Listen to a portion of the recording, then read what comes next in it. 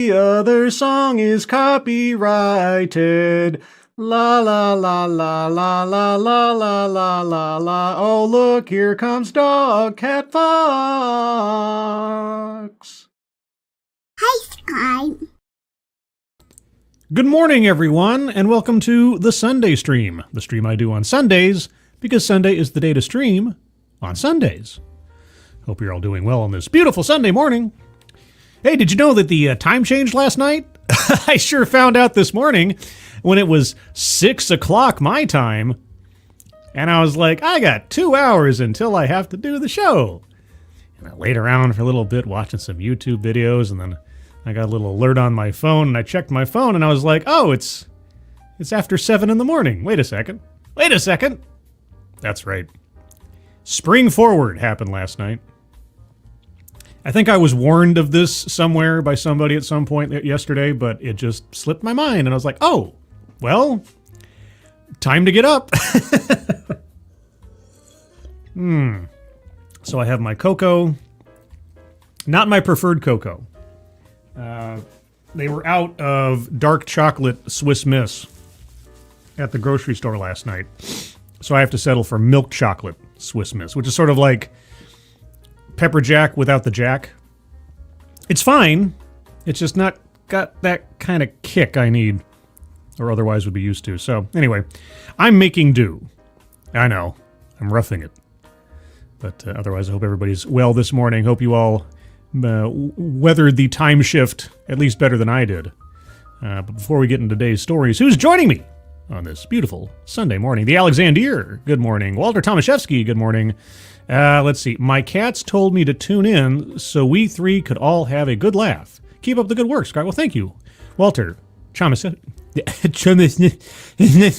with Mithnethios and walnuts. Tomaszewski, good morning. Mike Savage. Blarg. Keeverdam, good morning to you, Keeverdam, and thank you, Keeverdam, for providing the link to the Leukemia and Lymphoma Society donation page. Guys, that's pinned to the top of the chat box. If you are able to take a look at that and donate, please do so. But even if you can't, if you can, share that out on social media. That would be appreciated. So thank you for that ahead of time. And thank you, Keeverdam, for providing the link. Snortopupicus. I think I just made you like a Roman legionary or something. Snortopupicus Cuber. Good morning. Old Guy Gamer, good morning. Who else is here? Advocast Diaboli, good morning to you. Jill Powers, the River Daughter, good morning. T.F.O Orcs, good morning. Tier Alexander, the Scourge, good morning. Mykar, guten Morgen. Männer und Frauen. Ja, ich habe Kokain geschniffen. Ja. 9. Kiro Soldier, good morning. Robert Pincus, good morning to you. Shadowclaw, good morning. Who else is here? Anybody else? Corey Suzuki, hello. Social Havoc on the X machine. Yes, guys, I am simulcasting on X. So if you're either listening there or can access that and retweet the stream, that would be appreciated. So thank you for that. And good morning, Social Havoc on the X machine. Sounds like some kind of like 90s thing. Welcome to X. It's radical. It's extreme. Also extreme, the best Remy. Good morning. Blue-eyed Scream. Not extreme. I'd scream. For you scream, for we all scream, for blue-eyed scream. Good morning. Kay Roberts, good morning to you. Who else is here? Anybody else? Oh my gosh. Samnyamnyol Nation, good morning. JB, good morning to you. Mr. X51, hello. Simon Willikins, hello. And Liana Johnston, good morning to you. And anybody else I missed? Oh, right last second. Toot Sweet, good morning. Anybody I missed? Anybody lurking? Anybody in the future? Good morning. Well, let's start with the most pressing news. Meh just showed up. No, there's that too. But also, they tried to invade my moon base again, guys. They did it again. Well, they tried. I have to underscore they tried. Because once again, as has happened so many times before, Dog Cat Fox was on the case and tipped over another intruder. Private lunar lander is declared dead after landing sideways in a crater near the moon's south pole. And that's the view of the now perpendicular moonlander. They just can't seem to get this right. The Blue Ghost project from like a week or two ago, that one seemed to do okay. But these NASA-backed ones, man. Cape Canaveral, Florida. A private lunar lander is no longer working after landing sideways in a crater near the moon's south pole, and its mission is over, officials said Friday. How much did this thing cost, I wonder? The news came less than 24 hours after the botched landing attempt by Texas-based Intuitive Machines. Not intuitive enough, apparently. Launched last week, the lander named Athena missed its mark by more than 800 feet and ended up in a frigid crater, the company said in declaring it dead. You know, unlike those really hot craters, I guess. I don't know. Athena managed to send back pictures confirming its position and activate a few experiments before going silent. NASA and other customers had packed their lander with tens of millions of dollars worth of experiments, including an ice drill, drone, and pair of rovers to roam the unexplored terrain ahead of astronauts' planned arrival later this decade. It's unlikely Athena's batteries can be recharged, given the way the lander's solar panels are pointing and the extreme cold in the crater. Quote, "The mission has concluded, and teams are continuing to assess the data collected throughout the mission," unquote, the company said in a statement.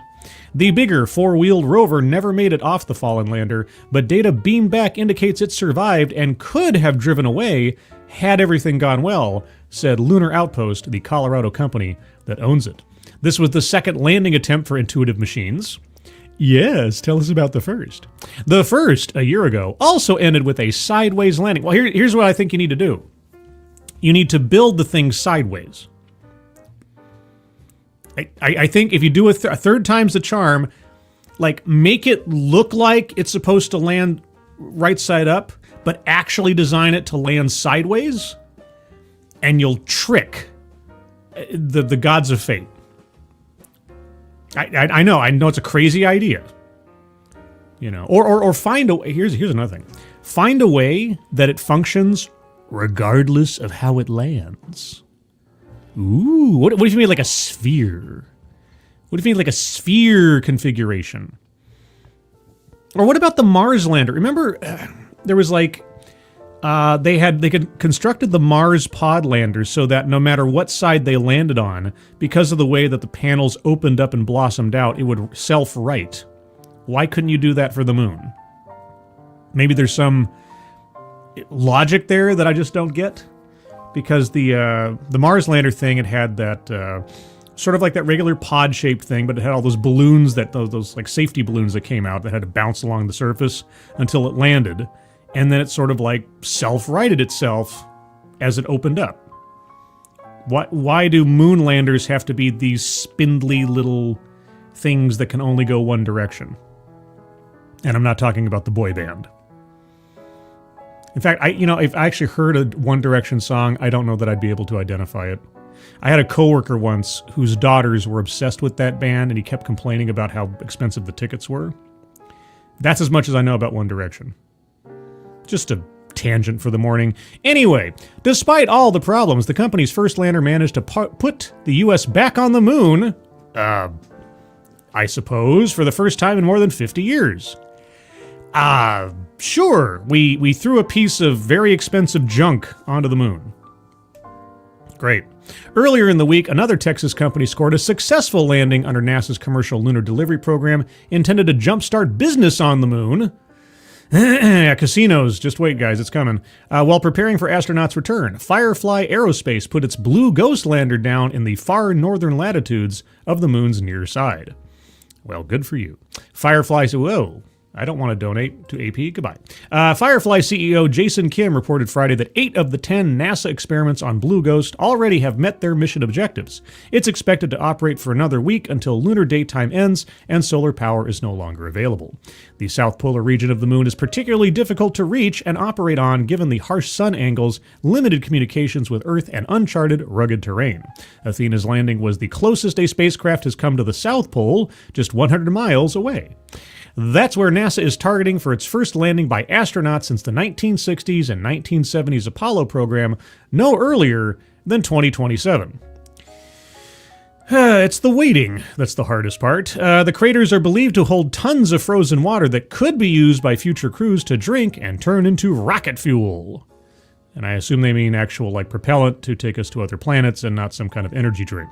Intuitive Machines has contracts with NASA for 2 more moon landing deliveries. Oh boy, 2 more Likely failures? Boy, Intuitive Machines doesn't have the best track record right now.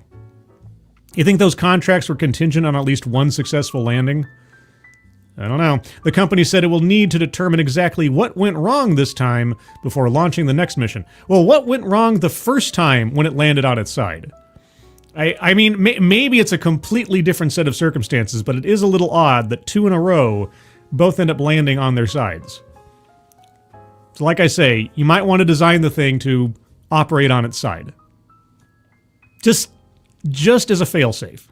I know. After the 15-foot Athena landed, controllers rushed to turn off some of the lander's equipment to conserve power while trying to salvage what they could. In both landings by Intuitive Machines, problems arose at the last minute with the Prime Laser Navigation System. I think I might have spotted your problem.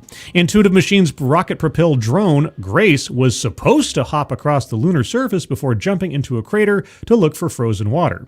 The 2 rovers from 2 other companies, one American and one Japanese, were going to scout around the area as well. Well, all these potential promises unfulfilled. Just makes me more depressed. NASA's ice drill was activated before the lander's batteries died, but was unable to penetrate the lunar surface as planned. It's okay. It happens to the best of us. Given the lander's prone position, flight controllers did manage to rotate the drill to prove it worked. Okay, well, small accomplishments. And a companion science instrument collected some data, NASA said. Probably something like, damn, it's cold down here. Several other mission objectives were accelerated according to Intuitive Machines. Whatever that means. NASA paid $62 million to Intuitive Machines to get its 3 experiments to the moon. $62 million in the grand scheme of things, and especially something put towards actual science, seems like a pittance compared to some of the waste and abuse that we've had uncovered in the last month or so from DOGE. So I don't begrudge NASA paying money to advance science. That's fine. Doesn't feel like a waste to me, but continuing to put faith in Intuitive Machines to effectively deliver said science projects to the moon, I don't know. Their third bite at the apple. If they try this again in a year or 2 or whatever, I would seriously consider redesigning my landers so that they can operate prone somehow. Advocates, if only they had gone for the $70 million package, that one included landing. Hi-oh! Yep. How many bites at the apple do you get before it's like, maybe we should contract with somebody else? Maybe those blue ghost guys know what's up. Maybe we should stick with them. I'm more sort of surprised that none of this is SpaceX related. Like, there's not a SpaceX moon landing program currently in process. I guess they're still trying to work out the bugs, obviously, with their spaceship, since they've had 2 explode into fireworks displays the last couple of times. K. Roberts, a bunch of Floridians launching into space without their beach balls. I guess that could happen too. Sure. But there you go. So another failed attempt to invade on my lawn. Get off my lawn, incompetent NASA contractors. No, I'm sure. No, to be completely fair, I'm sure everybody at Intuitive Machines is just holding their heads in their hands, like, what did we do wrong? That can't be fun, because you know that those guys are serious about their business, that they put a lot of thought and time and effort and probably their life's experiences in those things. Then to have them go sideways, literally twice, that's gotta suck. That's gotta suck. Bridget, to correct me, SpaceX is prioritizing crew modules. The Dragon CRV is a fantastic vehicle. I hope so. I want my actual moon base, to step aside from the lore for a second. I want a moon base. It should have been here 20 years ago, or earlier. Not going back to the moon since the 70s, seriously? Why? But here we are. It should be kind of a for all mankind situation, except not without the, Cold War and space thing. I'd appreciate that part. But anyway. Josh Hammond, Blue Ghost Guys, Scribbles, those guys are just Blue Man Group. I bet Blue Man Group could probably design a pretty cool lunar lander. It'd probably make a whole bunch of kooky sounds using PVC pipe, but It might be more interesting than the one they could constructed. Anyway, moving on to our next story, a hopefully happy story. This is an update to a story I did last week, I think it was, with the piglets. Do you remember the piglets? The public art display piglets that were left to starve to death by a probably a serial killer in the making. Piglets left to starve as part of a controversial art exhibition in Denmark have been stolen. I think you mean liberated. I hope. Fingers crossed, knock formica. Liberated.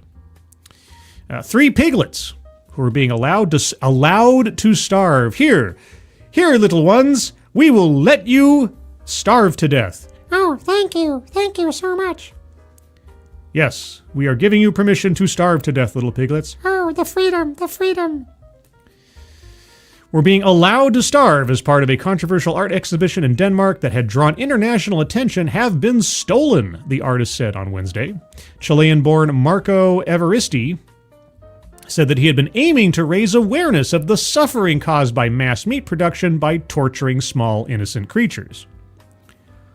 Yeah, I think, and this is not the first time that he's done an art exhibit that takes advantage of small, innocent woodland creatures. So I have a sneaking suspicion all of this is a cover for his sadistic impulses, and woe be to any individuals that end up anywhere near him elsewise. Suffering caused by mass meat production with his art installation that opened last week in Copenhagen. The piglets were being denied food and water and would have been allowed to starve to death. But in an unexpected twist, Evaristi has revealed that the piglets, dubbed Lucia, Simon, and Benjamin, were taken by animal rights activists who were assisted by his friend, Caspar Stephenson. Uh-oh. So wait, were they actually liberated, or was this all part of the plan? I mean, he did draw attention to his cause, but he avoids actually hurting the piggies. Quote, I called up police on Saturday to report the piglets stolen, and I had to shut down the entire exhibition because of that. So I was very disappointed when Caspar told me on Tuesday that he was involved in the theft, said Evaristi, who claimed to have received hate mail. I could believe that. I could believe that guy received hate mail. Quote, but then I thought about it for a few hours and realized that at least this way, the piglets would have a happy life, he added. Okay. Well, Marco, I still don't know for sure that this wasn't all part of the plan. If it was, okay, very goofy way to get attention, but then how do you get attention these days without sort of whining and screaming and doing something extreme? If it was not part of the plan, if you actually were betrayed by your friend Caspar, you're still a scary man. Copenhagen police confirmed Wednesday that it had received reports, quote, that the pigs had been stolen from the exhibition, unquote. Evaristi's And Now You Care exhibition involved a makeshift cage created with shopping carts containing the 3 piglets. He said the intention of the art installation was to raise awareness about the cruelties of modern pig production in Denmark. The Animal Protection Denmark Welfare Group says that sows are bred in the Danish pig industry to produce about 20 piglets at a time, but only have 14 teats, forcing the piglets to compete for breast milk, leading to starvation of many. However, several animal rights groups expressed concern about Evaristi's exposition, saying that while they welcomed initiatives to raise awareness, they did not condone the abuse of animals. Stephenson said he could not allow the 3 animals to face a painful death after his 10-year-old daughter had begged him to, quote, make sure the piggies won't die, unquote. Well, I'm glad it took your 10-year-old daughter to do that. Out of the mouths of babes, as they say, but it shouldn't take a 10-year-old child to realize how stupid a plan this was. Quote, so when I was approached by an activist to help free the animals, I let them into the gallery secretively on Saturday, Stephenson told the AP. He said he wasn't initially planning to tell Evaristi about the removal of the pigs, but when the animal advocate group De Glemte Danske posted a statement online Tuesday saying it had rescued the piglets, the secret operation became public. Evaristi says he is already developing ways to revive the exhibition. One idea is to steal dead piglets from meat processing plants and present them to the public. He also wants to buy another 3 piglets, not to starve, but to auction to the highest bidder, promising them a happy life. Quote, I got a lot of hate messages from around the world. I think people don't get that my art is about animal rights, unquote, Evaristi said. Again, I want to extend this guy the benefit of the doubt that this was all part of the plan. This was all part of a publicity stunt, and that the piglets were never going to be actually starved. But given some of his previous projects, I can't say. JB, thank you so much. This is not a pipe. Ceci n'est pas une pipi. I can't speak French. I don't know. Cognus, can anyone see my messages? Well, I can. I don't know about anybody else. I might be the only one. Am I the only one? I don't know. SWD40. This little piggy went to an art exhibit. This one stayed home. This one became roast beef. Possibly so. Yeah, so either way, the end result is the one that I wanted in the first place. Free the piggies, give them a good life. Let them roam and graze and be piggies. Yay, piggies. So there's that. So there's the update on the piglets. My wish came true. The legitimacy of their freedom, liberation, or otherwise, kind of irrelevant as long as the result is the same. But moving on to our next story, let's talk about the Department of Education. Yeah, let's talk about the D.O.E. You down with OCP? Yeah, D.O.E. That is such an old reference, I think I might have just turned to dust. I just experienced that whole Last Crusade effect. Where, my entire, flesh just, withered down to nothing. And I'm now just a desiccated husk sitting here for having made that reference. Probably so. What will happen at my school if Trump closes the Department of Education? Nothing. Nothing, because you probably go to a state-run public school, and yeah, that's what I'm guessing. Or the changes will be so high level to you as a student that you won't even notice. But let's see, maybe I'm wrong. As President Donald Trump continues his campaign to gut federal agencies, one of his favorite targets has been the U.S. Department of Education, which he has vowed to close. Education Secretary Linda McMahon. Oh, you better believe it, McMahon. Every time I see that name, that last name, I can't help but just think of Jesse Ventura, growling into a microphone. I'm just old school like that. Confirmed on Fox News Friday that Trump clearly intends to sign an order targeting her department. Well, her department that I think she is amenable to having closed down. He couldn't be any more clear that when he says he wants to put my... Wait. He couldn't be any more clear when he says he wants me to put myself out of a job, she said. Okay. That kind of went all over the place there for a second. As talk of imminent change brews, millions of students, parents, teachers, administrators, and support staff may be wondering what exactly the U.S. Department of Education does and doesn't do, and how looming cuts to the agency could impact daily life on their campuses. They may also be asking whether such cuts are even lawful. Well, it's a good question. For starters, the department doesn't decide what kids learn. Oh, okay. It has no control over school curricula. All right. And it's not forcing teachers to teach anything. Well, okay, so that's one effect out the window. Sending education back to the states, which Trump has repeatedly called for, is a bit like mandating the sun go back to the sky. It's already there. Okay, well, you're not making a decent argument for the continuation of the Department of Education. I hope there will be some soon. The federal government does, of course, have some broad authority over what goes on in the classroom environment. Okay. No educational program that receives federal funding, which includes K through 12 schools, all public and some private, and colleges, all public and many private, can allow discrimination against students. Well, that's got nothing to do with the Department of Education. That's got everything to do with Title VI and Title IX by extension. So it's already part of civil rights law. So again, what does the Department of Education do? The Education Department is legally required to ensure that students and teachers with disabilities are treated fairly. Again, I think that's caught up in established civil rights law and the Americans with Disability Act, but okay. And that low-income schools get the resources they need to keep pace with more affluent ones. All right. Is that specifically what the Department of Education does? The agency also issues regulations for colleges to hold them accountable for preparing graduates for well-paying jobs. Issues regulations, okay. I guess the question is, what does the DOE actually do, and how much money does it actually need to do these things?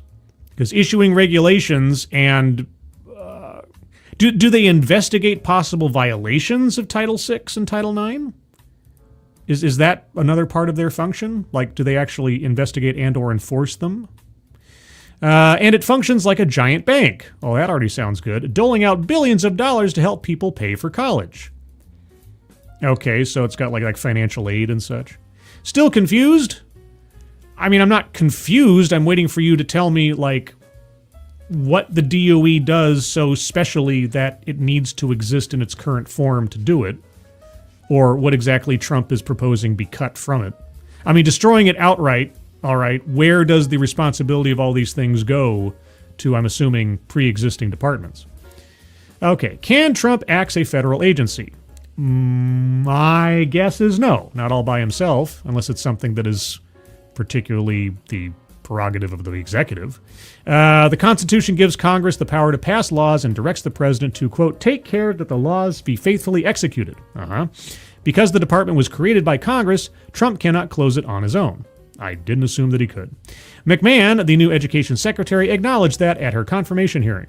She said that she understands the need to work with Congress to downsize the agency and create a, quote, better functioning Department of Education. All right. Many of the offices within the department were also established by law, so legislation would be needed to close them or transfer their functions to other agencies. Okay. Can Congress close the education department? I assume so. Congress could abolish the department through a new law, but given the GOP's slim margins in the Senate, the likelihood of passing such legislation is slim. Well, it's not a matter of like, can they now, but could Congress as a general function do so? They can. The answer is yes. Okay. But at the moment, probably not. Okay. At least 7 Democrats would have to go along with such a vote, which is highly unlikely. The more likely scenario is that Congress could pass legislation to reorganize the agency's various functions, relocating them elsewhere within the government. But even that situation would require Democrats to get on board, which probably won't happen. So what happens to my financial aid if the education department closes? Though Trump has promised to shutter the agency, its functions would have to stick around. Why? Because there are laws in place that created them. Okay, I'm still not seeing what the downside is. I mean, the likelihood of the DOE being closed outright seems slim to none. All right, but let's go hypothetical. Let's say if it does close, what is the downside? And now there are sirens in the background. I'm questioning the wisdom of Donald Trump. You're coming for me now? Okay. Technically, those laws should keep federal financial aid safe. Should? Technically? Uh-oh. Even if the education department were reorganized, which would take an act of Congress. I don't know if you guys can hear those. I can hear the sirens fairly loudly and they're annoying me, so I'm going to wait a second. Pass. Go pass. Yes. Off in the distance. Doppler effect. I learned about the Doppler effect from Mr. Wizard. That again, suddenly I'm a desiccated husk again. Even if the education department were reorganized, which would take an act of Congress, its obligations under Title VI of the Higher Education Act of 1965 would have to continue elsewhere. Sorry, Title IV, pardon me. I got my Roman numerals mixed up there. The law passed during the Johnson administration requires the government to administer student loan programs, issue grants, and ensure that schools receiving federal money don't discriminate against students. Unless it's affirmative action, which is perfectly fine, up until 2 years ago. To comply with it, Congress would have to pass a law putting another agency in charge of dispersing things like Pell Grants, which help lower-income students pay for college. Okay. McMahon has stressed that congressionally appropriated money, including financial aid, won't be affected by the Trump administration's plans to downsize the education department. Okay, why do we need the education department? I'm still not seeing any argument why all these things have to be housed under one particular bureaucracy. However, the Federal Student Aid Office, which Trump has proposed relocating to the Small Business Administration, has already lost key staff members amid layoffs and buyouts. How key were they? Whether those departures will have ripple effects that impact students is unclear. Well, I mean, if they were key staff members, I think of like a key staff member like a keystone in a bridge. You take that out, the whole thing falls apart. Right? Okay, whether those departures will have ripple effects that impact students is unclear, though career staffers and student advocates have expressed concerns about the fallout for students. Such as what? But, okay, and then it goes to the next section. No, you can't stop edging me like that. If there's something that may happen, even if it's a hypothetical, but at least a rational hypothetical from what's going on, you have to tell us how. What could possibly happen? How will this affect students? What fallout? How would the education department closing affect the FAFSA? The free application for federal student aid, or FAFSA, suffered from delays and glitches after a Biden administration overhaul that ultimately made the online form simpler and more accessible to more applicants. Okay, the FAFSA, which must be submitted to get federal financial aid, theoretically wouldn't be impacted if the education department were shuttered, as long as the people who oversee it were shifted to another agency. Okay, so again, what's the downside of getting rid of the D.O.E.? But again, it's unclear right now whether staff turnover in the department or an attempt to move the federal student aid office to a different agency would create downstream problems for students. Well, if you can't identify an actual problem that may arise, and also, here's the thing, staff turnover. Okay, you hire different people. These can't be the only people that can do these jobs. And half of them probably got their jobs through DEI initiatives anyway, so there's probably better, more qualified people out there regardless. Transferring that office, which last year employed more than 1,400 people with an array of expertise, would also be a massive undertaking. It could stretch out for over months, possibly years. Oh my gosh, you mean you can't turn this thing around on a dime? So what?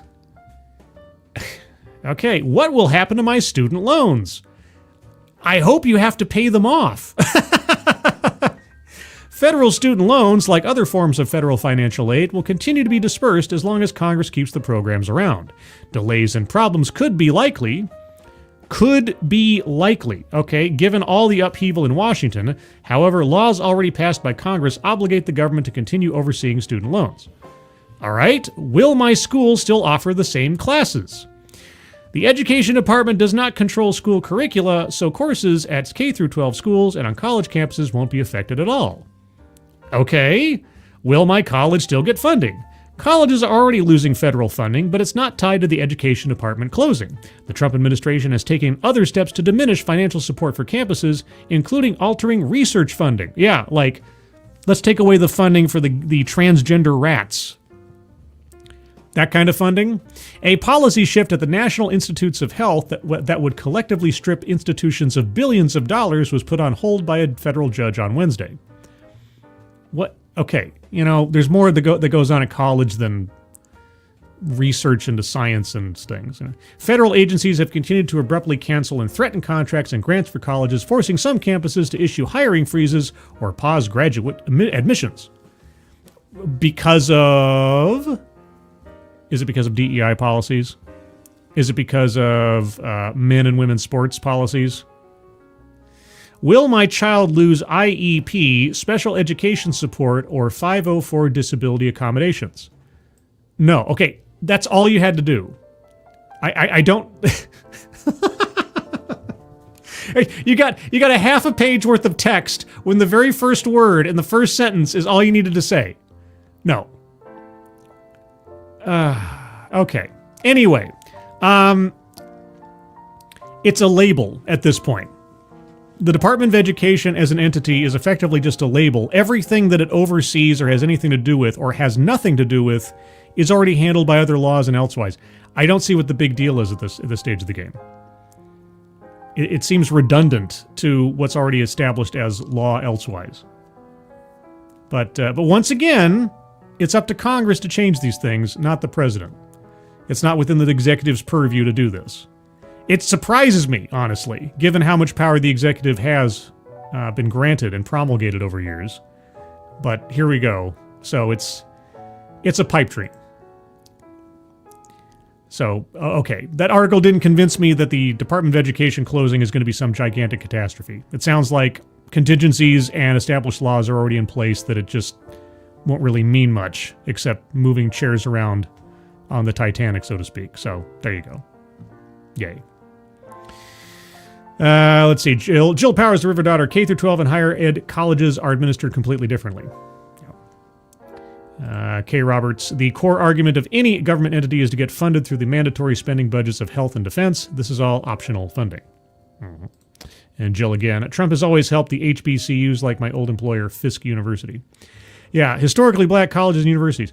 I'm not jazzed about racial supremacy in colleges and universities, or like being so proud of the fact it's like, oh, look how appropriate we are color-wise. That still bugs me. I don't know. Maybe I'm just a purist like that. Purely colorblind? I don't know. Darren remembers South Harmonium Institute of Technology. I got that. That took me a second. I was like, what?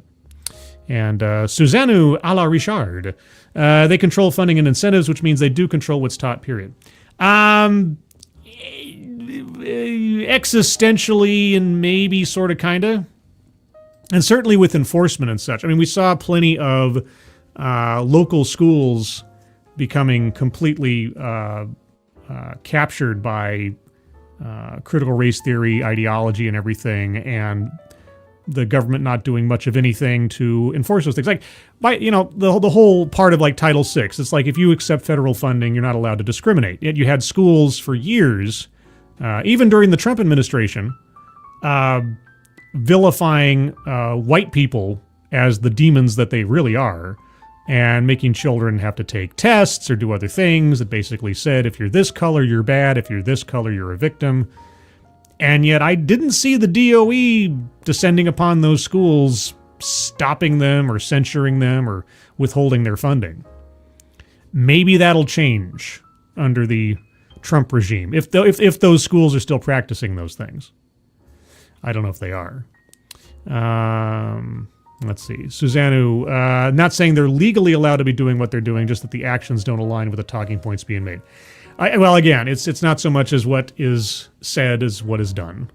And so that's why people have to hold these institutions accountable for what they're supposed to be doing. But the Department of Education does what, or is needed for what in this instance? Part of the problem is you don't see, regardless of the Department of Education, the laws on the books are not being enforced the way that they should be. And I've talked about this at length, specifically about Title VI and Title VII of the Civil Rights Act of 1964. If you just enforced the laws on the books and actually had consequences befall those entities that violated them blatantly, or gave stern warnings to those that were obviously treading on the line, we'd have a lot fewer problems in these areas, whether you're talking about school discrimination or DEI or anything else. So we just need some. It's already there. The laws are already on the books. You just have to have the guts and the funding and the resources to enforce them, and enforce them in a way that sends a message and makes sure people stay in line with the knowledge that if they don't, that sword of Damocles is hanging over them always. That has been removed for so many years now that nobody feels any fear. Puxatawny Phil has not had to see his shadow in this regard for like 10, 15, 20 years or something. So, anyway. Moving on real quick. JB, thank you so much. D.O.E. Doe, a deer, a female deer. Ray, a drop of golden sun. Or Ray, the second best Ghostbuster. Next to Egon. But anyway, thank you, JB. Appreciate it very much. Let's see. Moving on to our next story. Let's see, which one do I want to do? I don't want to do the yucky. Okay, do you want the slightly silly story, or do you want the, like, yucky horror story? Shall we do the horror story first and then cap off with a couple of not-so-horror stories, or save the horror story for the end? I'll take a straw poll with just people talking to me in the chat. Morgan King, good morning. So yeah, you want horror story? Uh-oh. Cognus, blood for the blood god. Uh-oh. No vote cooking at the moment. Uh-oh. Horror first. Oh, you're cooking? Oh, I don't want to ruin your appetite. Okay, let's get the scary story out of the way, and then we can sort of like taper off with not scary stories thereafter. 9 students found dismembered by side of Mexico highway after disappearing on vacation. This sounds like the setup for a horror movie. Or maybe the conclusion thereof, I'm not quite sure. The bodies of 9 students who went missing on vacation in southern Mexico last month have been found dismembered by the side of a local highway with bags of hands nearby. The group's gruesome remains were discovered in the trunk of an abandoned vehicle and underneath a blood-covered tarp in San Jose, Miahuatlan. I'm probably mispronouncing that because I'm a gringo. On the border of the Mexican states of Puebla and Oaxaca. Oaxaca? Oaxaca. 4 of the bodies were in the trunk while the other 5 corpses were left under the tarp. A bag with 8 pairs of hands, 8 heads in a duffel bag, were also found at the scene with 2 more hands left in the trunk. The bodies of the 4 women and 5 men, ages 19 to 30, all had bullet wounds and signs of torture. The group, which was from Tlaxcala, was reported missing February 27 when they traveled to the beaches in Oaxaca. I don't know how to say it. Oaxaca, for a vacation. A dark gray Volkswagen Vento with license plates registering in neighboring Tlaxcala was discovered Sunday afternoon around 150 miles southeast of Mexico City, said Periodico Central. And these are apparently pictures of the missing. Most of the victims have been identified: Angie Lizeth Perez Garcia, Leslie Noya Trejo, Brenda Mariel Salas Moya, Jacqueline Ailette Meza Cazares, Noemi Yameleth Lopez Moratia, Raul Emmanuel Gonzalez Lozano, Ruben Antonio, and Rolando Armando. The 9th victim has not yet been identified. Oh boy. No suspects have been named. I kind of feel cartel might be a word involved somewhere in there. And the Attorney General's office in Puebla said it is collaborating with its colleagues in Tlaxcala and Oaxaca to try and track down the killers. Video surveillance footage taken February 24th shows the vehicle driving along the Atlixcayotl highway near the town of oh my gosh. My tongue was not so built as to pronounce these names and words.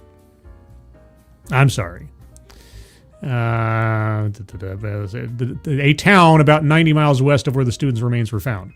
Quote, so far I cannot offer information. There are lines of investigation, but I cannot reveal them due to confidentiality, the head of Puebla State Attorney's Office, General's Office, Idamis Pastor Betancourt, said at a press conference Monday.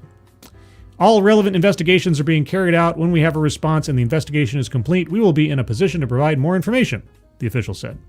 Mexico saw 30,000 murders in 2023, the most recent figures making it the most violent year in the country's recent history, according to Semaphore. Many of the slayings were tied to the drug trade. Okay, yeah.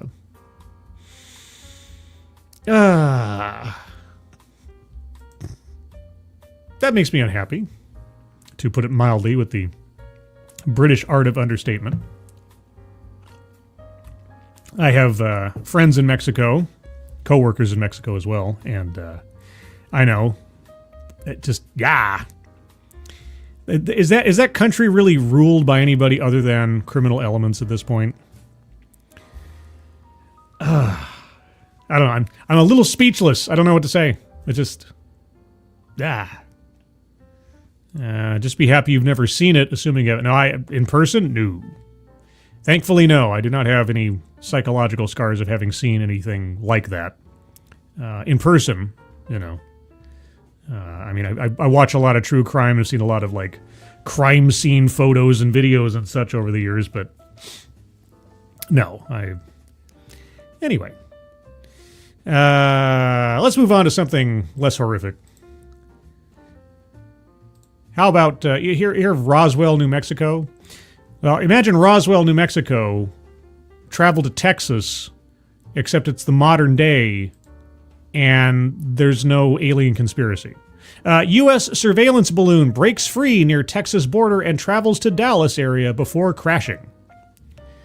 So, would this, back in 1947, have been seen as a UFO? I don't know. A large balloon used by U.S. Customs and Border Protection for surveillance along the Texas border broke free and traveled about 600 miles to the north before crashing as high winds swept through the state, officials said. On Monday afternoon, the aerostat system broke free from its tether during a severe wind event on South Padre Island, and contact was lost, U.S. and Customs Border Protection said. The agency said it was located the next day in Hunt County, about 30 miles east of Dallas. All the neighbors were there or over there. Nobody knew what it was, Clay Hinton told the WFAA television station. Oh, it was obviously aliens. Then, he said, officials began arriving. I was like, oh, okay, it's not just a tarp or anything, he said. That's something, unquote. A storm system that moved through the Dallas area early Tuesday brought wind gusts over 75 miles per hour, and on Monday afternoon, wind gusts in the South Padre Island and the surrounding area had ranged from about 20 miles per hour to 30 miles per hour, National Weather Service officials said. A fact sheet from the Customs and Border Protection says it uses the tethered aerostat radar system to detect low-altitude aircraft. The hull of the aerostat consists of an upper chamber filled with helium, and the lower chamber is a pressurized air compartment. Sure it is. That's where they keep the alien bodies. They have to elevate them to certain heights in order to maintain their freshness. It's all a government conspiracy. Customs and Border Protection said it will work with federal, state, and local officials to investigate the incident. What's there to investigate? There was a gust of wind, your tether was cheap, it broke, the thing flew away. It's... unless there's something more you'd like to tell us. Yeah, I just wonder, it's like, if we'd had the knowledge and the media coverage and everything else of today back in 1947, would the entire Roswell thing have been just nothing? I don't know. I guess we'll never know. Wait a second. So, AP has 2 photos posted of this, and they're the exact same photo. One of 2. A large balloon used by U.S. Customs and Border Protection for surveillance along the Texas... 2 of 2. A large balloon used by U.S... Boy, you know, AP is nothing if not efficient in its redundancy. Thanks, AP, for the variety, the diversity of the views on this story. Let's see. Oh, I can't read this article. I had another article prepared. Oh, maybe I can read it? Okay, this was a gift article. Okay. I wanted to make sure before I displayed it whether or not this was something I could show. Anyway, tactical assault balloon. Yeah. Aliens from Uranus. You said I said it in the family appropriate fashion. Not really. We probably would have thought it was those Japanese balloon bombs that failed. Could be. Could be.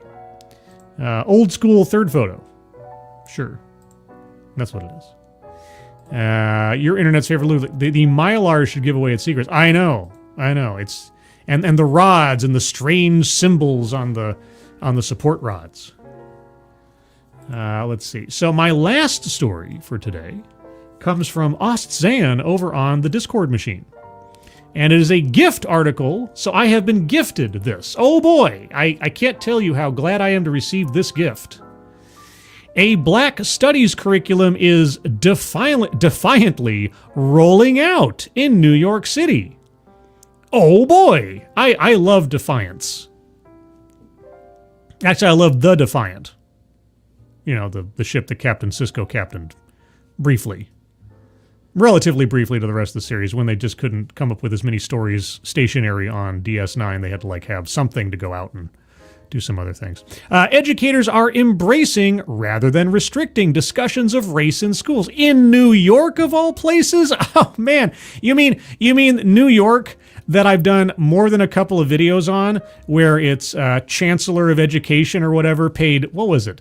$700,000 or nigh on $1 million or something to consultants in order for courageous conversations to take place in New York schools. And I'm talking about the absolute true courageous conversations led by Glenn Singleton himself. Yes, Courageous Conversations, Glenn Singleton received a gigantic chunk of money from New York City schools to improve their diversity quotient and so on. I'll have to find that video. I think if you go on my channel and you look up the words spending spree, You should find it. It's like Richard Carranza. Is that his name? Or was his name? Because he's no longer the chancellor of New York schools, but he was at the time. Yeah, so look up a video called Richard Carranza's Spending Spree, or Diversity Spending Spree or something, and you'll find out more about New York City's recent history when it comes to pushing racial stuff. Plus the fact that a couple of educators or staffers in New York, I believe, won their lawsuit that they were pushed out of their jobs because they were white. Anyway, educators are embracing rather than restricting discussions of race in schools. Leaders have said they'll do so whether the Trump administration approves or not. That's great. Do you guys accept federal funding? I've got a title for you. Late last fall at the Hugo Newman School in Harlem, 2 social studies teachers handed out pages of hip-hop lyrics to their 7th graders and then flicked off the lights. The students appeared surprised. They had been studying ancient matriarchal societies, including Iroquois communities that had women as leaders. Girl bossing all the way. Now their teachers were about to play the song Ladies First by Queen Latifah and Money Love. Or Moni Love? I've never heard of that person. The teachers instructed their students to highlight any lyrics that reminded them of the Iroquois women. You know how I know to pronounce Iroquois, well, I think correctly? It's because of the Indian in the cupboard. Yes, I read the Indian in the cupboard stories when I was a child. Anyway, Little Bear, who were known as the Haudenosaunee clan mothers. That word I'm not familiar with. Although they did not know it, the middle schoolers were in the midst of their first lesson of Black Studies as the Study of the World, unquote, a curriculum that rolled out in September and is now available to every New York City public school. Black Studies as the Study of the World, like even in like Asia? Even in like Europe? Okay. Tristan Vanderhorst. That's a good, like, Netherlands name. 12 took notes and bobbed to the music. Quote, "I had never seen a woman rap like that," he said afterwards. Tristan, you're 12. Maybe if you'd grown up in the 90s, this wouldn't seem so bizarre to you. But okay. The curriculum, which spans from pre-K to 12th grade, covers early African civilizations, Black American history, and the achievements and contributions of the African diaspora. Well, great. When do we do Asian studies? Native American studies? White studies? When do we do those things?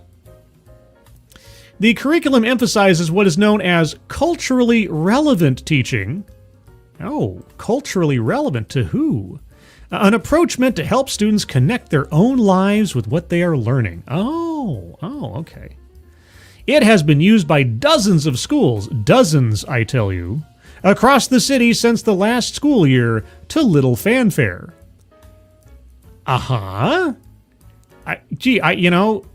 wonder if there might have been some other things going on in the news lately, both in New York and the world elsewise, that might have drowned out what fanfare there was.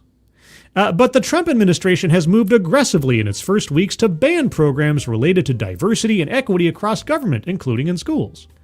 You mean ban programs, or at least encourage schools to drop programs that either are or might tend to test the limits of Title VI restrictions, especially in the advent of affirmative action being outlawed by the Supreme Court, that kind of thing. Local school districts have traditionally been insulated from interference from the federal government. Really? Interference? Is that because the D.O.E? Oh, except for that whole civil rights law thing, right? New York's curriculum and similar efforts to bring discussions about race and history into schools could test those lines and how far the Trump administration might go to enforce its edicts. Why? This is really becoming more and more irritating to me as time goes on. Every time I read one of these articles that pretends like just because Trump got into office again, suddenly all of these procedures and policies became questionable under law. Or only because Trump is saying something now do these programs and policies suddenly become suspect. They've always been testing the limits of existing law. It's a matter of enforcement, not a matter of Trump. And every time I see a news organization pretending like, oh, it's only questionable now because of that mean old man Trump, it drives me up the wall.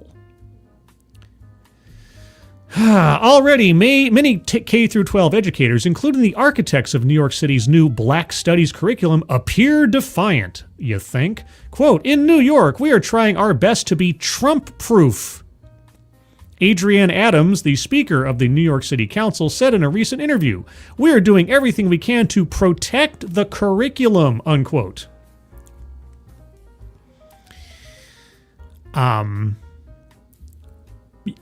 Maybe you should more think about operating within the law before trying to protect your personal ideology. I don't know. In his second week in office, President Trump signed an executive order to withhold funding from schools that teach that the United States is, quote, fundamentally racist, sexist, or otherwise discriminatory, unquote. The order bans what it called discriminatory equity ideology, which, quote, treats individuals as members of preferred or disfavored groups rather than as individuals, and minimizes agency, merit, and capability in favor of immoral generalizations, unquote.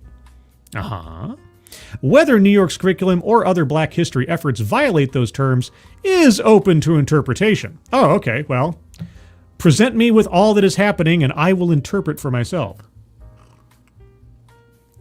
Like, I don't know, outlining one particular race as being connected to one particular cultural paradigm, because obviously skin color defines behavior.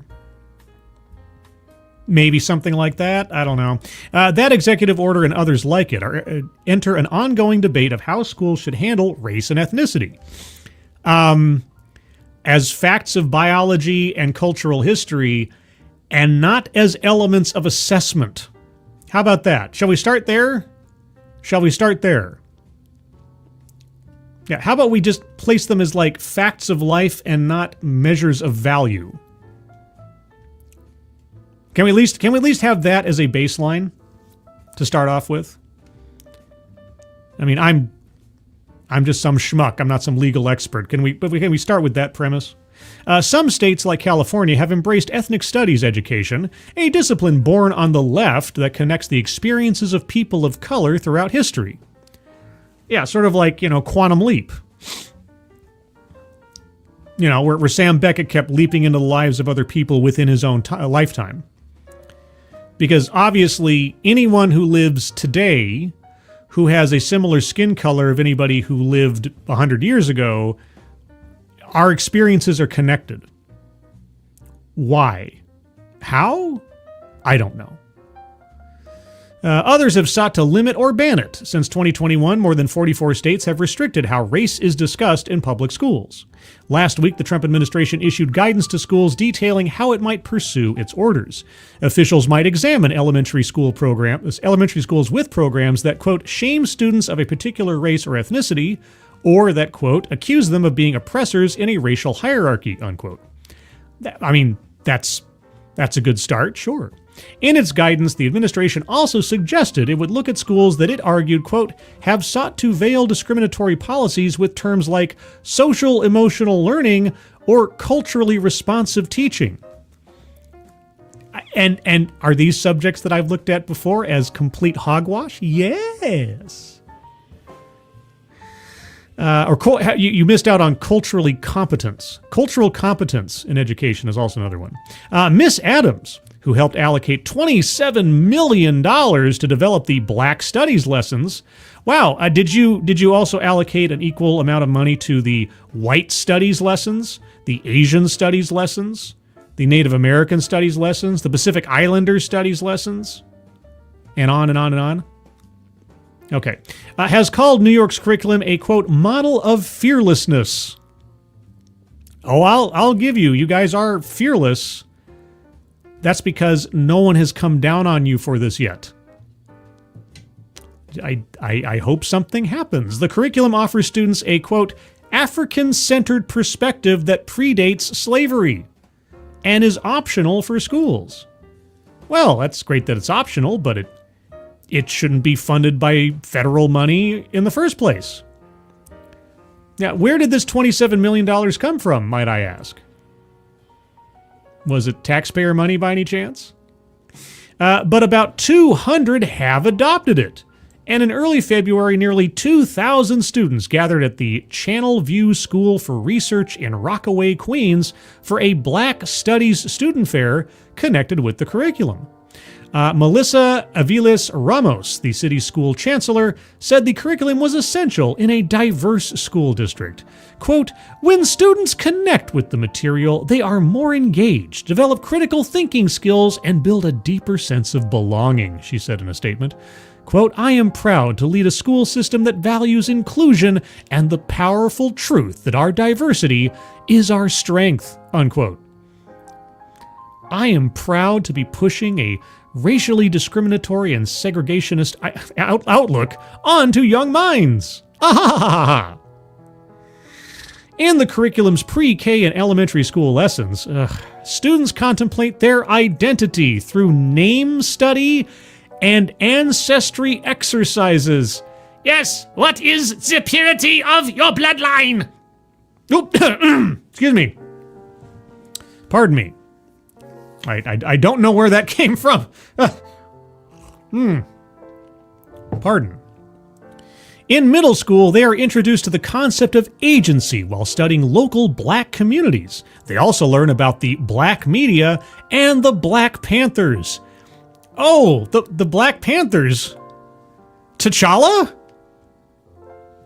Is T'Challa involved in this? T'Chaka, is that you?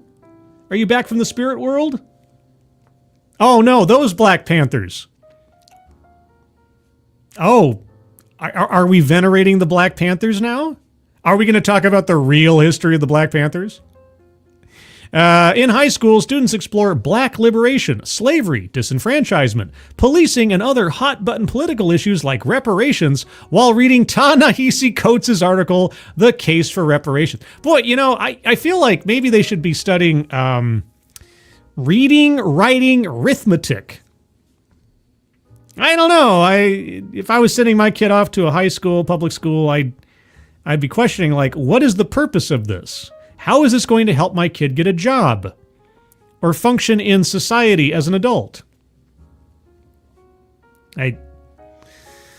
Peta Gay McLean, all right, one of the 7th grade social studies teachers who began a lesson with a hip-hop music video. You're really leveraging your educational certificate, aren't you? Said she appreciates the new material, even though she has been teaching about Black history for years. I've already been here doing this. Quote, not only does it legitimize it, it gives the teachers a responsibility, she said. Oh, to teach rather than proselytize? Or, oh wait, no, it's the other way around, isn't it? Some of her students took personally the lesson comparing the roles of women in pre-colonial America and Africa. Tristan said his takeaways were, don't take women for granted. Respect them highly, unquote. Here's a thought. Yes, as a general rule, but here's the thing you should do. How about you evaluate individuals individually? I know. It's kind of hard to just sort of like set aside making grand generalizations of people simply on the basis of non-determinative elements of their makeup, but also to assess people on the individual basis of themselves and not make assumptions or give anybody a pass simply because they look a particular way. I know. It's crazy. His classmate, Amelia Sierra, also 12, said the class taught, quote, all these good things about women and the ladies. How helpful they were and how important they were, she said. So I think that shows me how important I am, unquote. Okay. It sounds completely innocent, doesn't it? That is part of the goal. Oh, this isn't a quote from someone involved in it. This is the article now talking. That is part of the goal. Oh, I see you coming to its defense. Some education experts say that making connections to students' own lives and culture helps them master the material. You know, let me give a little anecdote here. I once did a video looking at a PBS segment about culturally competent education. You can probably find it somewhere in my library, but I'll give you the Reader's Digest version. They talked on and on about how culturally competent education was necessary because, as they say here, you need to be able to make the students relate the information to their own lives in ways that they can see themselves in the material and really, feel connected to it. And I waited throughout this segment, and I remember this very clearly. I kept asking, what does it look like? What are you talking about? They kept talking about how beneficial it was, and I kept waiting. What does it look like? What do you actually do in the classroom? And it was all the way at the end of the segment where we finally got our first and only example, and it was our teacher whose classroom, I believe he said, was populated by some large or at least significant portion by Latino students, and he gave a math story problem that used a relatively well-known Mexican dish or food as part of the story problem. That's it. That was it. A story problem with a recognizable food product. That was culturally competent education. That was the best example that guy could come up with, and the only one PBS offered up in the entire segment. But I'm sure there were other things going on that probably wouldn't have sounded as innocent on camera. So I guess the question is, what does this look like on the ground? And apparently, according to this article, it's highlighting race and gender as things to be glorified in and of themselves. Identity politics. Some education experts say, how many is some? And they say, or they know, that making connections to students' own lives and culture helps them master the material. Okay, so if you have 5 black kids in your classroom, do they all have the same culture? How do you know? I mean, just by looking at them? If you have 5 white kids in a classroom, do they all have the same culture?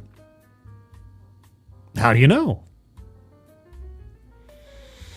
One study found that students who take ethnic studies classes are more likely to graduate and go to college. Okay. Why? Just because they take an ethnic studies class? What if they fail math? What? Quote, the ability to really dig into problems that kids care about is one of the things that I think sets culturally relevant pedagogy apart. Gloria Ladson Billings, an education scholar who coined that term in the mid-1990s, said in an interview, oh, so the person who came up with the concept that she's only known for says that the thing that she came up with that she's known for is actually important. Do we have any, independent assessment of this concept outside the person that made it up in the first place? The problems that kids care about, I try to recall, and it's not easy to do. I try to recall what problems did I care about when I was, in this case, 12. They had 2 12-year-olds in this thing. What did I care about when I was 12? What was 12? So that was 89, 92. 92. I think what I cared about was video games, getting home on time to watch Batman the Animated Series, and how many Dr. Peppers I could sneak from the refrigerator before I was caught. Something like that. And admittedly, I can only hope that a lot of kids share those same concerns or similar ones to me as I did when I was 12 years old, that they're not living in some kind of war zone elsewise, but seriously, what problems do you think 12-year-olds are really dwelling on a daily basis that involves black diaspora studies? Not all educators agree with that approach. Oh, you don't say. Oh, so the one lady who coined a term in the 90s who says that term is very important isn't the only one that agrees. Okay, not all educators agree with that approach. Ian Rowe, the founder of Vertex Partnership Academies, a charter school in the Bronx that embraces the classics. The classics? You mean those steeped in a white supremacy, European centrist, nonsense, racist, sexist, xenophobic stuff? Oh, I know you. Pardon me. A charter school in the Bronx that embraces the classics urges students to reject victimhood. He said his schools would never adopt the Black Studies as the study of the world curriculum. His students, who are predominantly Black and Latino, are still exposed to Black history, Mr. Rose said, but he added, quote, "We're going at it from the human condition, a universality. So we don't want our kids to only see themselves through the prism of race only or gender only." Right, it's just about, here's the facts, here's what happened. But you're your own person. You are not bound by the achievements or the sins of people in the past who just happen to share a passing resemblance to you. I mean, what should be the mantra? I take neither credit nor blame for things I have not done. Conservative and liberal educators may have more in common than they realize when it comes to teaching about Black history. Okay, someone's trying to play the mediator here, said Frederick M. Hess, auspicious last name, the director of education policy studies at the American Enterprise Institute, a right-leaning think tank. Okay, in both right and left-leaning parts of the country, new standards and lessons related to African American history often emphasize teaching about the strengths of the Black community. He said that heated political rhetoric prevents both sides from appreciating some of their shared values. Well, yes, when you promote the idea that certain races are inherently flawed and certain races are inherently victimized, that is kind of a difficult bridge to cross when just discussing what you call history. But anyway, thank you, Hero Soldier. The 90s were the last great decade to be a kid. I feel like that's so. I might be biased, but I think that's so. I think I lucked out in the time period I was born and grew up in. Because I seem to have dodged the proverbial bullets of a lot of this nonsense. I graduated college just before the social justice stuff started taking over. I grew up in a decade that still valued people essentially on who they were and not what they were, especially in media. You know, G.I. Joe, cops. And I'm not talking about cops like the TV show where you follow around a bunch of drunk guys in wife-beater t-shirts. I'm talking about the cartoon Cops with Bulletproof. You guys see that? Fighting crime in a future time? Yeah, Cops, man. That's what I'm talking about. Anyway, if you don't know that, you missed out. You missed out. Thank you, Hero Soldier. Let's see. Quote, instead of trying to find common ground on anti-racism, there is no common ground on anti-racism. Okay, anti-racism is just another outlet of woke ideology. It says that everything is oppressive, everyone's oppressed, and disparities in outcomes between demographics are evidence of this, and the only solution is to overemphasize representation at the expense of merit. That's it. That's all anti-racism is. Ibram X. Kendi, the king of anti-racism, just kind of, what happened to his anti-racist institute that accepted millions and millions and millions of dollars that mostly just kind of disappeared? Because anti-racism is nonsense. It is absolute nonsense. Or inclusive history. Are you sure you're from a right-wing think tank? Or ways in which we can broaden the canon? What? He said partisans, quote, have instead found it more politically beneficial to plant an extremist flag. I'm sorry, who's the extremist here? Hey, I think the civil rights laws as they exist on the books should be enforced and also thought of as guidance towards curriculum in schools. I think the laws established over the course of many generations when it comes to education and segregation in schools and discrimination in schools should be enforced and followed as guidance for curriculum. Oh, by the way, black people are all victims, white people are all villains, and America is forever a racist country. Those are your two camps. Let's find common ground. Where? How? Have instead found it more politically beneficial to plant extremist flag. Hey, I'll tell you what. If planting my proverbial flag in the Civil Rights Act of 1964 and the derivative laws therefrom, and those laws that have been established prior to that to try to end segregation and discrimination in schools specifically, I guess that's my extremist flag. I guess I'm an extremist like Martin Luther King Jr. was an extremist when it came to civil rights. I guess I'm just an extremist. Are you kidding me? Alicia Smith, an English language arts teacher at Eagle Academy in Harlem, an all-boys school, that is using the New York City curriculum, said she loved teaching about empowerment and difficult lessons about slavery, for example. I'm sure you did. Quote, the strengths of this curriculum are in identifying the strengths of the individuals and the flaws in the system, she said. Individuals? Oh. The flaws in the system? Which system? The system of slavery that's been outlawed for generations now? Or what? And if it's an all-boys school, how are you allowed to teach there? I don't know. Anyway. Nevertheless, conservatives who have taken issue with ethnic studies... They've taken issue with No, it's not ethnic studies. You guys, oh my God. This is like just classifying anyone who comes to this country as a migrant without other qualification. Ethnic studies. That's all this is, guys. It's ethnic studies. Might make similar criticisms of New York's curriculum, which was informed by some of the issues the Trump orders condemn, like equity. Are you going to actually define equity in this context? Probably not. It also does not discuss many black conservatives. What? It does not what does not? What? It also does not discuss many black conservatives. That broke my brain in trying to understand how that relates to the rest of the paragraph. Nevertheless, conservatives who have taken issue with ethnic studies might make similar criticisms of New York's curriculum, which was informed by some of the issues the Trump orders condemn, like equity. It also does not discuss many black conservatives. Why are we distinguishing conservatives by race again? What does that have to do with anything? You guys just can't get away from categorizing everybody by race.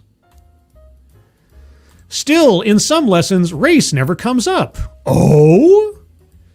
Professor Sonia Douglas, who oversaw the development of the curriculum as the director of the Black Education Research Center at Teachers College, Columbia University, say that 7 times fast, and said the intention was to have students think more about, quote, concepts like identity and empowerment, self-knowledge, and culture.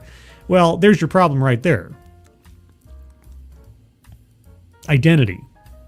What about identity? I'm Scribelight. I'm me. What is that supposed to say about anybody else or anything else?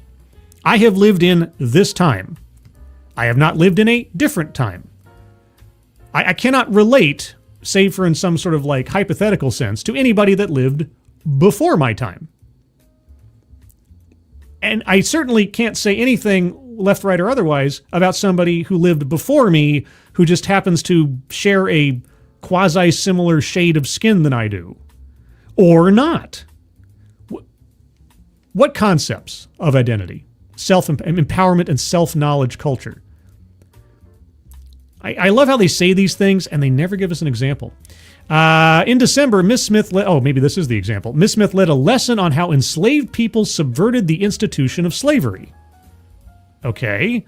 An illustration at the front of the room showed a rose climbing out of concrete, a reminder of the class's previous discussion of Tupac Shakur's poem that reflects on the same imagery.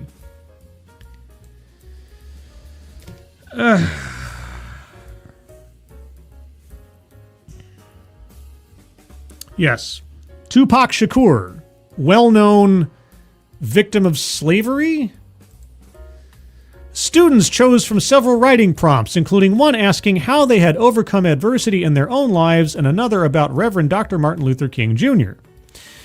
Trinaham Jones. Trinaham? Okay. 18 described how Dr. King used his platform as a minister to inspire legions of supporters. And Muhammad Tour or Toure, 17, wrote his essay about being stopped and frisked while walking home from the gym. Quote, "It kind of just showed me racism hasn't gone away," he said. Okay, well, I got news for you, kid. Racism will never go away. It's an idea. It's a concept. The best you can do is try to mitigate and disincentivize people from acting on it in an official capacity, and hopefully that will trickle down as well into society in general. That's the hope. But these things, like murder is never going to go away. Theft is never going to go away. The worst possible behaviors of human beings will never go away. And you know how we know this? Because we've made laws aimed towards an ideal. All right, that's what we've recognized, that these behaviors, these activities, these kinds of ways of thinking and inflicting them upon others are inherently bad in our best selves. And so we make laws and policies trying to avert us societally and structurally from, investing in them or indulging in them.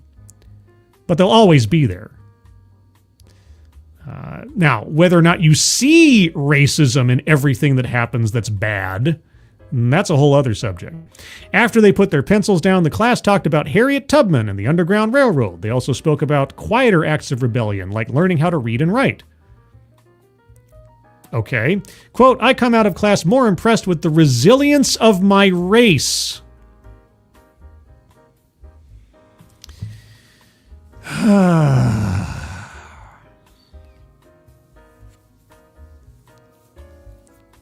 Okay. I don't know that I need to... That was a great sentence to end on. That was a great sentence to end on. If that doesn't give you pause... Think about that statement in any other context.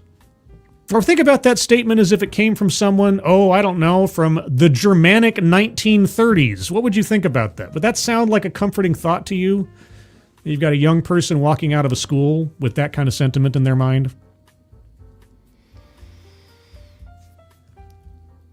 Gringo Cope, probably. I cannot escape the fact that I'm a gringo. It's true. Gringo Cope. Susanna, are they going to learn about Anthony Jackson, a black man that earned his freedom and later later on he owned whites as slaves? I'm sure they will. I'm sure that'll happen. Germans aren't actually that German. It's true. Everybody's a mutt. Everybody's a mutt. I'm a mutt, as far as things are concerned. I've got, let's see. So I got Scottish, Irish, Belgian, German, whatever that means anymore, right? I've got some Native American. I had a great-grandma wolf on my mother's side of the family. Yeah, so it's all over the place. Let's see. I saw somebody said something. Okay, I'm gonna try this name. I'm gonna mess it up. Uwalada Equiano was a slave who bought his freedom and wrote his biography, and I covered him in my British survey class as well as poetry of the abolitionists in England. Cool. Let's see. Oh, there's a conversation taking place here. There's a conversation taking place between Latino Slant and Jill Powers, and it's too lengthy for me to try to summarize here. So those of you in the chat or watching in the future will have to scroll up and take part, at least as an observer. K. Roberts, he's a mutt. Touch his nose is cold. Yep. I have a code in my node. Code in my node. Well, not really.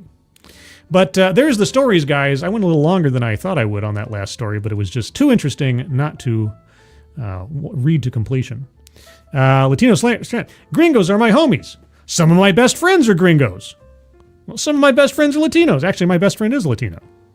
But that makes me perfect. Latino Slant, everybody. Polly over Latino Slant. If you haven't checked out Latino Slant, go check out the YouTube channel over there covering all types of entertainment involving with a Latino slant.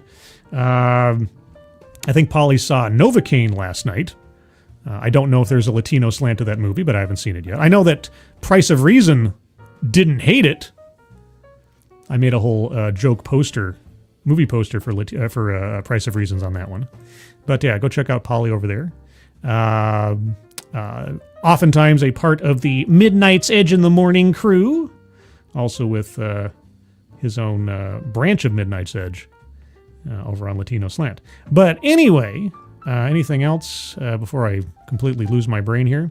Last night I was on Undoom's channel for a just kind of free-form stream of consciousness talking about Hollywood and movies and Canadian broadcasting and global politics and a whole bunch of other stuff.